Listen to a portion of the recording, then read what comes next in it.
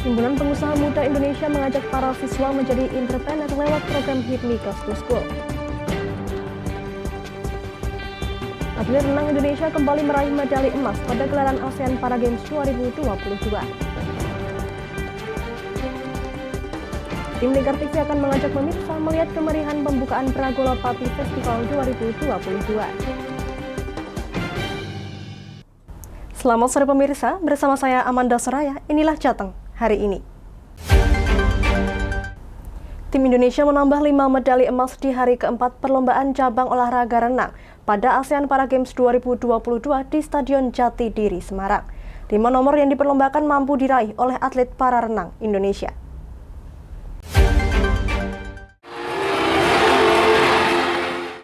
Perjuangan tim para renang Indonesia patut kita banggakan pada ASEAN Para Games 2022.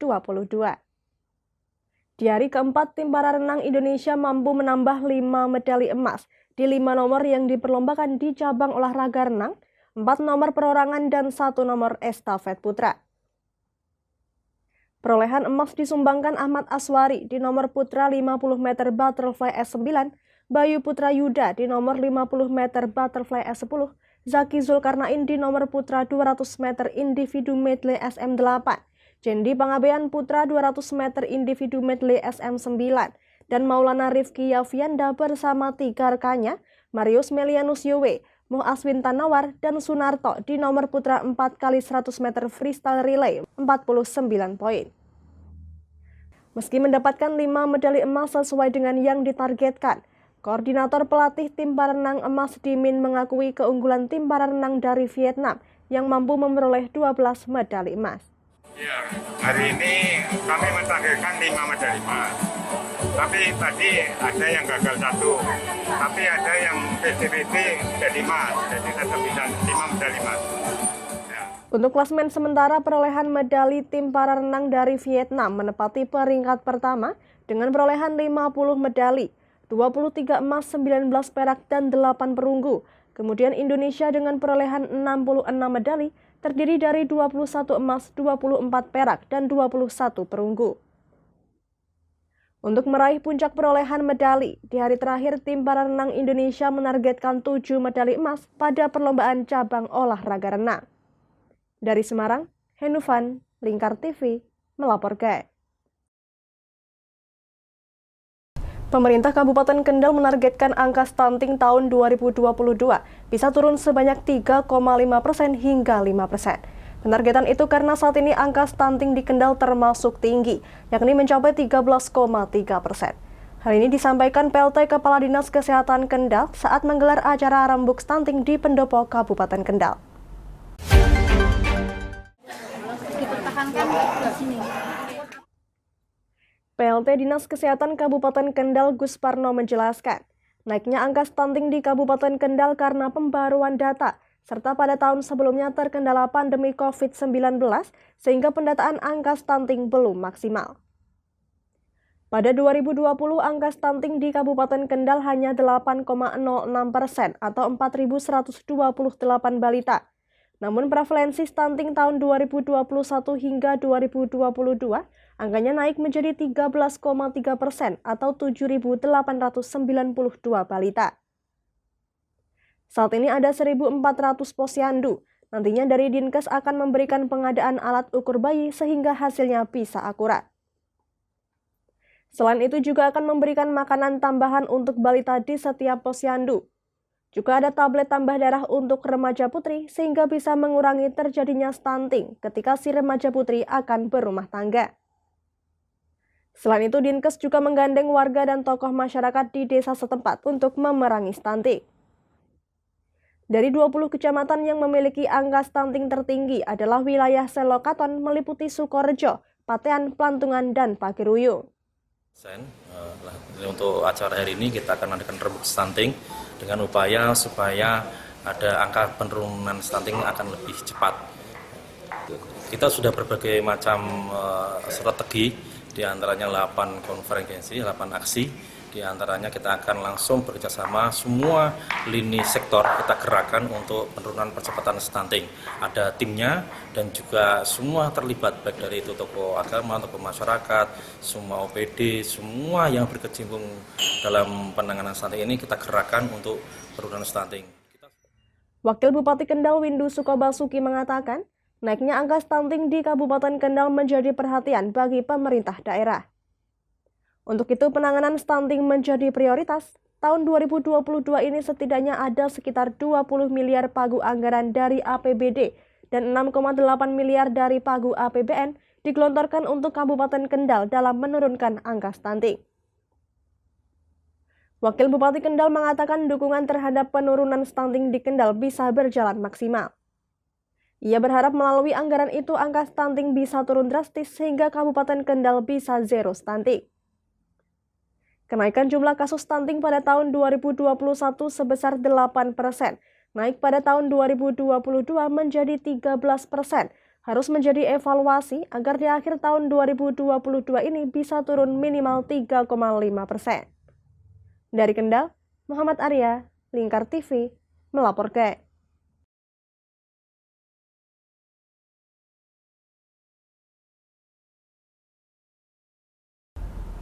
Gubernur DKI Jakarta Anies Baswedan melakukan penjenamaan RSUD menjadi Rumah Sehat untuk Jakarta. Perubahan nama tersebut menuai berbagai kritikan dari masyarakat, tak terkecuali pejabat daerah. Lalu bagaimana Anies Baswedan menanggapi kritikan dari perubahan nama ini? Berikut ulasannya untuk Anda. Gubernur DKI Jakarta Anies Baswedan melakukan penjenamaan RSUD menjadi Rumah Sehat untuk Jakarta. Hal tersebut ia lakukan dengan beberapa pertimbangan, yang mana Anies ingin sebutan baru tersebut membuat warga Jakarta berorientasi pada hidup sehat. Menurutnya, pandemi COVID-19 membuat masyarakat sadar akan pentingnya menjaga kesehatan. Rumah Sehat untuk Jakarta tersebut juga memiliki peran lebih, yaitu pada fase pencegahan untuk masyarakat. Anies juga berharap pola pikir masyarakat dapat berubah dengan perubahan rumah sakit menjadi rumah sehat tersebut. Anies menginginkan agar warga Jakarta datang ke Rumah Sehat untuk Jakarta agar menjadi sehat dan menimbulkan kesan positif untuk masyarakat. Total ada 31 RSUD di ibu kota Jakarta yang namanya diganti. Tak hanya diganti namanya, logo puluhan rumah sakit tersebut juga diubah dan diseragamkan. Faktanya, penjenamaan nama tersebut sudah dibahas sejak tahun 2019 lalu, yang mana pemerintah Provinsi DKI Jakarta mulai menyiapkan sejumlah langkah terkait penjenamaan RSUD menjadi Rumah Sehat untuk Jakarta pada tahun 2020. Pemerintah Provinsi DKI Jakarta juga menambah 2 peran rumah sakit di ibu kota, yaitu promotif dan preventif. Lantaran menurut Anies, rumah sakit saat ini hanya memiliki 2 peran, yaitu kuratif dan rehabilitatif. Penjenamaan rumah sakit untuk Jakarta saat ini masih menyasar fasilitas kesehatan milik pemerintah daerah. Pihaknya juga akan berkoordinasi dengan Kementerian Kesehatan untuk menggunakan istilah Rumah Sehat untuk Jakarta di rumah sakit swasta yang ada di ibu kota. Sementara itu, Kepala Dinas Kesehatan DKI Jakarta, Widya Stuti menuturkan bahwa bentuk logo baru 31 Rumah Sehat untuk Jakarta tersebut terinspirasi dari kelopak bunga melati gambir. Widya Stuti menyebutkan, bunga itu merupakan tanaman khas ibu kota Jakarta yang bermanfaat sebagai obat. Seperti biasa, kebijakan yang dibuat oleh Anies Baswedan tidak pernah lepas dari kritikan yang datang dari berbagai pihak. Ketua DPRD DKI Jakarta, Prasetyo Edi Marsudi, mengkritik kebijakan Gubernur DKI Anies Baswedan yang mengganti nama Rumah Sakit Umum Daerah atau RSUD dengan istilah Rumah Sehat untuk Jakarta.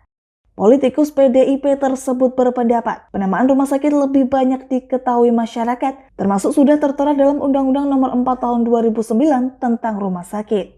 Selain Prasetyo, elit PDIP di DPRD DKI Gilbert Simanjuntak juga angkat bicara terkait hal ini. Menurutnya, perubahan nama tersebut hanya untuk pengalihan isu dari persoalan yang ada, seperti pembatas penonton di Jakarta International Stadium atau JIS yang roboh.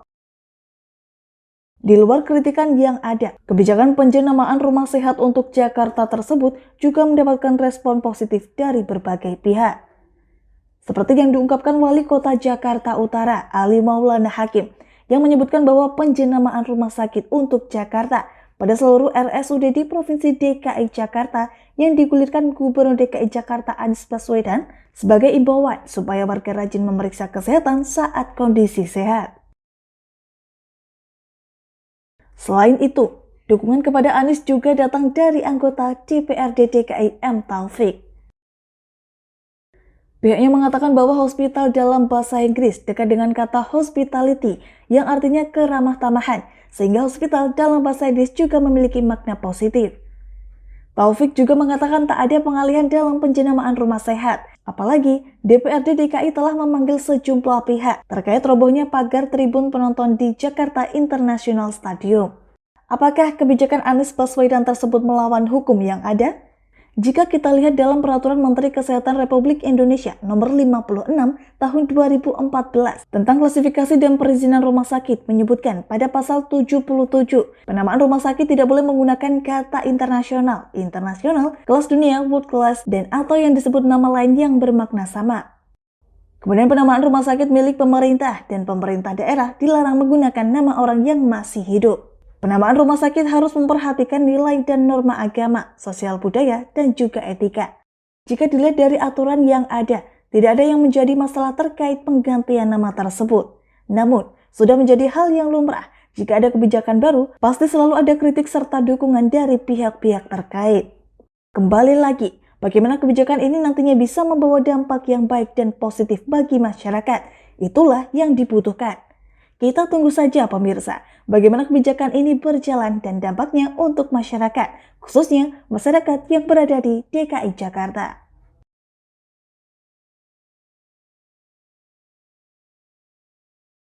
Jangan kemana-mana pemirsa, kami akan kembali usai jeda pariwara. Tetap bersama kami.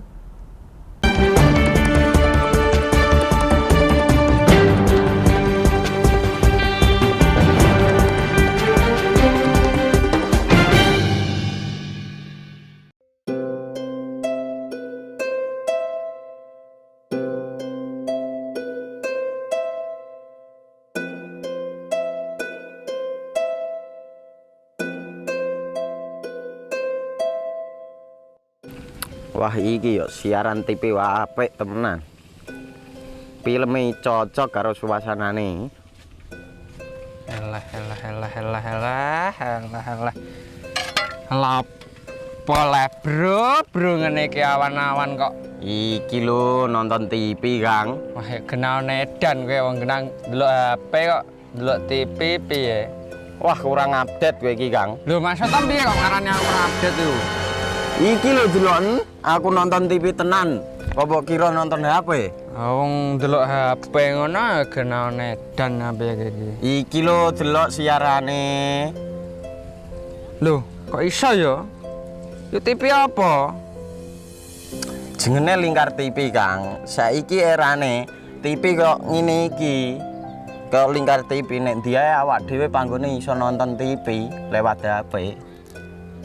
Kok ngene iki. Ana film-film ngene iku ya? Iya, filme apik-apik kaya ngene iki. Nah, awak dhewe nek sawah leren mbut gawe iso leren ndelok film-film ngene iki. Padha iso ngene iku. Iso, ora ketinggalan karo cah-cah kae. Duh. HP ku kok ora iso tak nggo ngono piye carane iki? Iki lho Rip, tak doi carane. Piye? Kowe buka Play Store. Play Store, Mas. Yo iku pokoke. Play Store apa? Ketik Lingkar TV. Engko lek wis ngono, klik install. Nah, engko wis ana metu menune Lingkar TV karek ndelok siaran apa ae. Film-filme apik-apik. Berarti film channel Lingkar TV metu nang kene kabeh ra? Iso. Filme wah cocok karo suasana cara didelok ngene. Oh, wis iki iso iki. Iya metu kabeh ngene TV wah. Iya. Kondiange ya. Mangkane Lingkar TV filme apik-apik kabeh. Iya, aku ngene kok. Lagi reti iki aku malah. Sekolo Iya. ana bocah-bocah ajak ndelok. Ben seru nang kene ya, Pak. Wabek. Rene lo. Tak deloki apik-apik ana film Jos iki.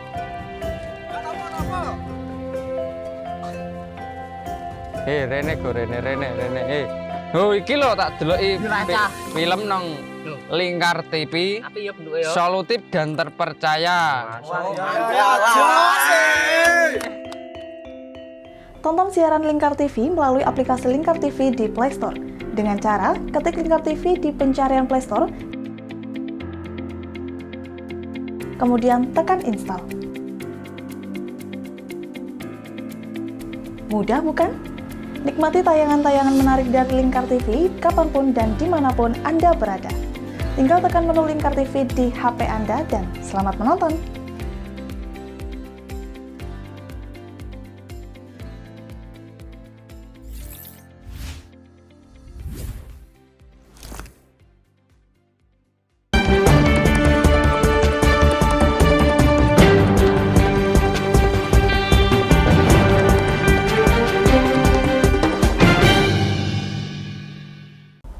Masih bersama Jateng hari ini pemirsa, Himpunan Pengusaha Muda memberikan motivasi sekaligus wawasan entrepreneur pada para remaja di SMA Negeri 1 Kendal dalam seminar kewirausahaan dalam program HIPMI Goes to School.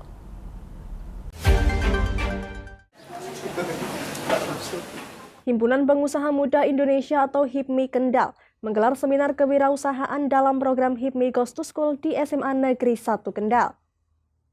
Peserta dalam seminar ini adalah pengurus OSIS kelas 10, 11, dan 12. Seminar dibuka oleh Bupati Kendal Diko M. Ganinduto, sekaligus menjadi narasumber yang menyampaikan materi tentang entrepreneur.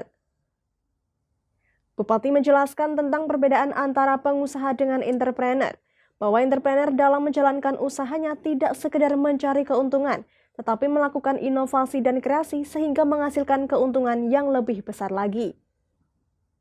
Sedangkan pengusaha hanya menjual barang untuk mencari keuntungan semata tanpa melakukan inovasi atau kreasi. Bupati Diko juga mengatakan bahwa kunci sukses adalah harus jujur, komitmen, dan membangun jaringan atau relasi. Bisa lahir lebih banyak lagi pengusaha, entrepreneur dari Kabupaten Kendal karena kita masih membutuhkan banyak sekali generasi muda yang harus masuk ke dalam dunia usaha karena kita mengetahui bahwa negara maju itu 9% dari penduduknya itu seorang pengusaha. Dan di Indonesia ini masih 3%, tentunya saya mendorong kegiatan HIPMI untuk bisa lebih banyak lagi, lebih aktif lagi dalam memberikan sosialisasi, memberikan informasi, pengetahuan kepada masyarakat Kendal, khususnya generasi mudanya, agar lebih semangat lagi untuk memiliki jiwa wirausaha. Ketua HIPMI Kendal Arifianto mengatakan, program HIPMI Kendal adalah menyebar virus kewirausahaan di kalangan muda, seperti pelajar dan mahasiswa. Untuk itu, dalam waktu dekat akan melakukan MOU dengan Dinas Pendidikan Kendal terkait program HIPMI Goes to School. Tujuan untuk pendidikan dasar, leadership, dan entrepreneurship bagi generasi muda, di mana HIPMI ini mendorong generasi muda untuk berani tampil berwirausaha sehingga mereka bisa mempunyai sifat kreativitas yang tinggi untuk kemudian bagaimana anak-anak muda itu berkontribusi bagi pembangunan negeri. Nah, disitulah kita mendorong HIPMI untuk bagaimana menciptakan ekosistem ekonomi kreatif bagi anak-anak muda seperti itu sehingga mereka berani tampil menjadi pemimpin. Untuk materinya apa nih? Untuk materinya, kegiatan kali ini ada 3 materi. Yang satu materi tentang entrepreneurship disampaikan oleh Mas Bupati tadi di KM Ganinduto. Kemudian yang kedua materi wawasan kebangsaan dan leadership disampaikan oleh Pak Dandim, Letkol Infanteri Michel Martin Jenderal Poli. Kemudian yang ketiga materi tentang bagaimana sih menjadi pengusaha sukses, wirausaha yang sukses disampaikan oleh Ketum Billy Dahlan yang kebetulan adalah CEO Dapam Group, seperti itu. Kepala SMA Negeri 1 Kendal Yuniasih mengatakan, seminar kewirausahaan ini untuk membekali siswa agar memiliki jiwa kewirausahaan yang tinggi untuk kemandirian. Para siswa dibimbing langsung oleh pengusaha yang sukses sehingga mempunyai wawasan kewirausahaan yang luas. Membekali siswa-siswa agar kedepannya mempunyai jiwa kewirausahaan yang tinggi, sikap kemandirian, yang tidak hanya diperoleh ketika dia belajar di dalam kelas terbatas dari 4 dinding saja, tetapi pagi ini mereka bisa belajar dengan narasumber yang langsung sebagai tokoh untuk kewirausahaan. Kita memang menggandeng HIPMI dengan tujuan agar anak-anak mempunyai wawasan yang luas di bidang kewirausahaan. Kami siapkan pesertanya itu OSIS MPK dari kelas 11 dan kelas 12. Kami kan sekolah integritas, sekolah yang menjunjung tinggi kejujuran, kemudian tanggung jawab dan lain-lain, yang ini juga merupakan karakter dari jiwa kewirausahaan, sehingga diharapkan dari seminar ini lebih memperkuat dan memperkokoh pelajaran-pelajaran ataupun integrasi ke kurikulum, sehingga lulusannya itu nanti bisa benar-benar mempunyai jiwa kewirausahaan yang tinggi. Kebetulan anak-anak kan memang untuk praktik kewirausahaan ada beberapa siswa yang memang sudah berwirausaha dari rumah, seperti berjualan makanan online dan lain-lain. Nah, harapannya di seminar ini mereka lebih bisa mengembangkan pengetahuannya. Seminar juga menghadirkan narasumber Ketua BPD HIPMI Jateng, Billy Dahlan, pengusaha muda yang menyampaikan materi tentang kewirausahaan. Peserta juga diberi pengetahuan wawasan kebangsaan oleh Dandim 0715 Kendal, Letkol Infanteri Misel Martin Jen Ripoli. Dari Kendal, Muhammad Arya, Lingkar TV, melaporkan.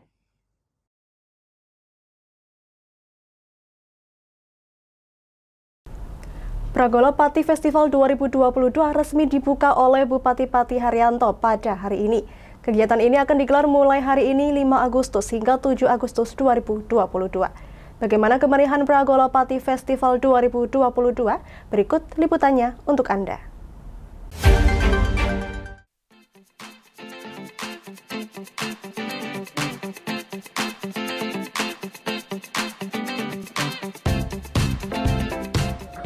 Pemirsa Lingkar TV, bagi Anda warga Pati dan Kabupaten Pati dan sekitarnya, di sini di Plaza Pragolo terdapat festival menarik, yakni Pragolo Pati Festival tahun 2022. Di sini terdapat stand yang menarik dan akan diselenggarakan dari 5 sampai 7 Agustus mendatang. Penasaran Anda ingin melihat apa keseruan di dalamnya dan apa saja yang bisa kita dapatkan jika mengunjungi itu? Ikuti terus perjalanan saya. Pragolo Pati Festival digelar di Plaza Pragolo pada 5 Agustus sampai dengan 7 Agustus mendatang. Dibuka secara resmi oleh Bupati Pati Haryanto, Pragolo Pati Festival menyajikan beragam stand menarik dari OPD, komunitas maupun stand-stand lain. Tidak hanya itu, beragam perlombaan juga dihelat di acara Pragolo Pati Festival ini. Di antaranya lomba menyanyi, lomba melukis, lomba fotografi, lomba band, dan juga fashion show. Terlihat masyarakat sangat antusias mengunjungi Pragolo Pati Festival. Terbukti dengan banyaknya masyarakat yang datang ke Plaza Pragolo Pati.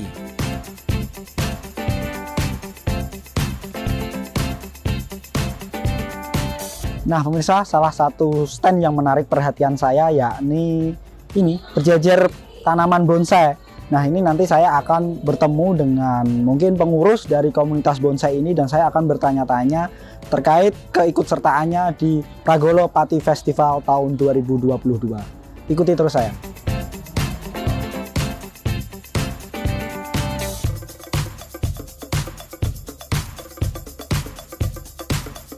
Nah pemirsa Lingkar TV, saat ini saya sudah bersama dengan Pak Bangun selaku pengurus, salah satu pengurus dari komunitas bonsai Pati. Selamat siang Pak Bangun. Selamat siang Mas. Sehat Pak? Alhamdulillah sehat. Pak, ini saya tadi kan jalan-jalan di ini festival Pragolo Pati. Iya.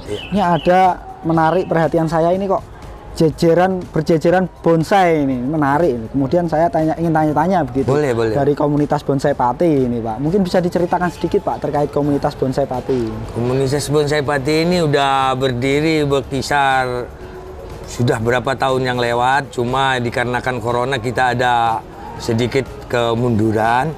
Cuma udah belakangan ini udah kembali komunitas bonsai Pati ini sudah dikembangkan lagi. Dan kemungkinan sebentar lagi ini tanggal 24 sudah mengadakan kontes di depan Garuda, pabrik kacang Garuda di Geritan. Karena ketuanya sekarang alhamdulillah dipimpin oleh petinggi Geritan, petinggi kepala desa Geritan. Oh iya. Pak, untuk pemilihan ini mungkin kenapa harus tampil di festival ini Pak? Mungkin Pak, gimana? Nah, karena termasuk ya untuk bonsai ini termasuk untuk peningkatan ya penghasilan dari warga, apalagi di masa-masa corona yang dulu, di mana dia adanya seperti pembuatan pot, untuk juga mendayafungsikan tumbuh-tumbuhan yang ada di hutan biar bisa bernilai mahal. Ya, mungkin untuk dari pengamatan jenengan terkait festival ini Pak, Festival Pragolopati Festival ini gimana Pak keikutsertaan dari komunitas bonsai ini? Ya mungkin akan terlaksana dengan bagus dan berdampingan lah ke depan seterusnya. Harapannya untuk festival ini Pak mungkin Pak, ke depan gimana begitu? Ya kalau bisa ya diadakan sesering mungkin. Sesering mungkin begitu Pak ya? Iya, biar ya warga juga mempunyai tambahan dana penghasilan. Baik. Pak, ini saya mau lanjut ke stand-stand lain karena mungkin ada komunitas-komunitas yang lain mungkin yang juga menarik seperti bonsai ini Pak. Terima kasih Pak. Sama-sama. Terima kasih. Ya, siap. Nah pemirsa, saya akan lanjut jalan-jalan ke stand lain dan saya akan menikmati Festival Pragolopati tahun 2022. Ikuti terus perjalanan saya.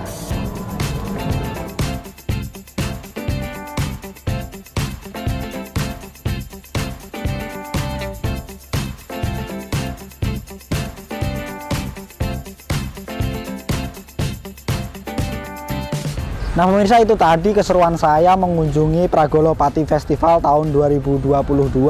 Nantikan episode selanjutnya saya akan mengunjungi festival-festival lain di Kabupaten Pati. Sampai jumpa.